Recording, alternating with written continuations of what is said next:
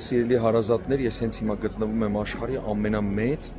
ու ամենագեղեցիկ ուղղափառ տաճարներից մեկում։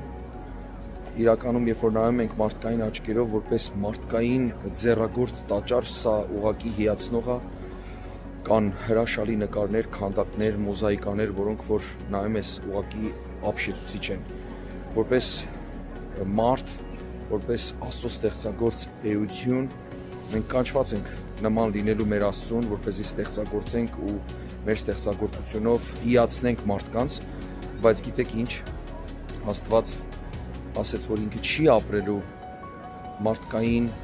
ձեռագործ տաճարներում, այլ ապրելու է անձեռագործ տաճարներում, որը հենց մարդ արարածն է, ու իրականում, որ նայում ենք հարյուրավոր կիլոներ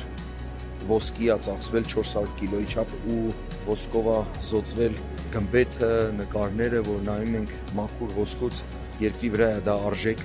բայց իրականում երկնքում ասում են, որ նույնիսկ ճանապարհներն են ոսկուց, ու դա իրականում ցույց է տալիս, որ երկնքում ամենամեծ արժեքը մարդն է լինելու, Աստծո ստեղծագործությունը, Աստծո պատկերն ու նմանությունը, ու սիրելիներ, կուզեմ, որ ձեր անձեռագործ տաճարը, այսինքն ձեր մարմինը լցված լինի միշտ Աստծո ներկայությունով, որովհետև հիմա որ այստեղ ես Աստծո ներկայությունն եմ փնտրում, իրականում անկեղծ եմ ասում, չեմ էլ գտնում, որովհետև սա ավելի շուտ թանգարան է հիշեցնում, քան թե Աստծո տաճար։ Նկարները ամեն ինչ հիշեցնում են ավետարանը, բայց որպես Աստծո ներկայություն ես այստեղ չտեսա։ Իրականում սա թանգարան է։ Երբեք ու երբեք թանգարան չլինեք, այլ եղեք Աստծո կենդանի տաճար։ Տեր ասեց, ես կբնակվեմ այդ տաճարում, որ դուք եք, եղեք Սուրբ Հոգու տաճար։ Աստված օրհնի ձեզ։